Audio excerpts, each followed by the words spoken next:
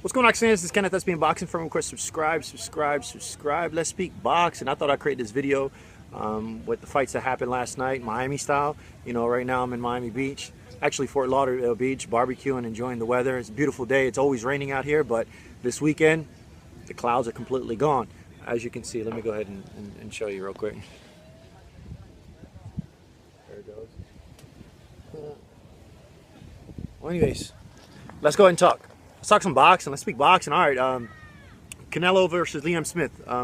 As predicted, you know, I think that this fight, stylistically, because styles make fights, obviously, stylistically, Canelo camp, everyone that knows the fight, knows both fighters, I think stylistically this was a tailor-made fight for Canelo. You know, I don't think Liam poses any kind of threat whatsoever, because why? He doesn't have the most speed in the world. He doesn't have the most power in the world, and but he has a lot of heart. You know, he presses forward. I would say more like an Angulo. Just keep coming forward, keep coming forward.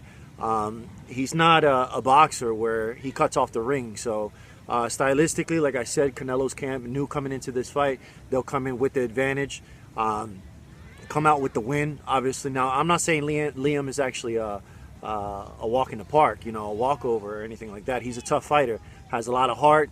Obviously, he was the champ. But like I said, they broke down the fight. I know they knew they came in with the advantage.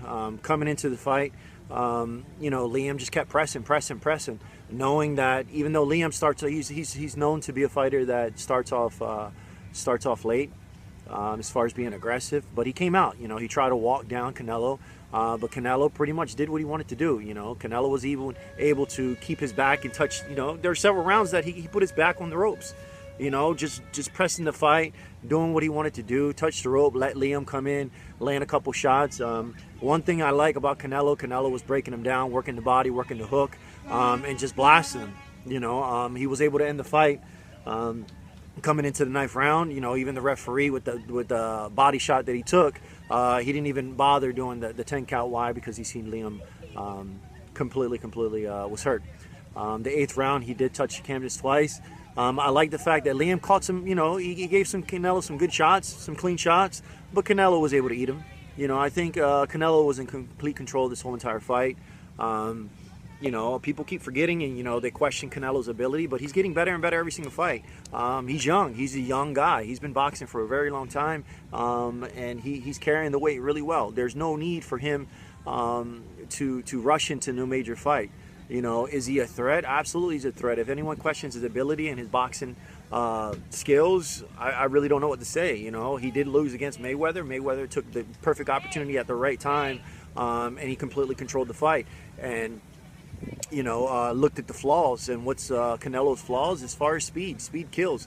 He had problems with Mayweather, Canelo, and Canelo had problems with Erislandy Lara, which is very, very questionable. But there's not many fighters at 154 or even at middleweight that carry that threat. Now, Canelo is going to be the smaller guy coming in the 160 to take on Triple G if that fight was going to happen, because I did see that Max Kellerman asked Canelo straight up about the Triple G fight. You know, it's a he said, she said. It's all, nobody really knows the truth. You know, any boxing channel, any boxing fanatic out there, or casual boxing fans, they're going to tend to lean to their favorite. You know, they're going to sit there and say, hey, you know what, Triple G's camp is telling the truth. Canelo's full of shit. De La Hoya's full of shit. De La Hoya's always trying to sell the fight. Hold on one second. Let me turn the corner.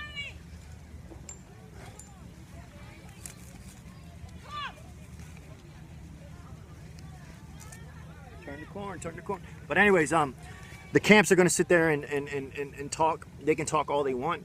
But at the end of the day, you know, there's 3 sides to every story. There's Canelo side, Triple G side, and there's the truth.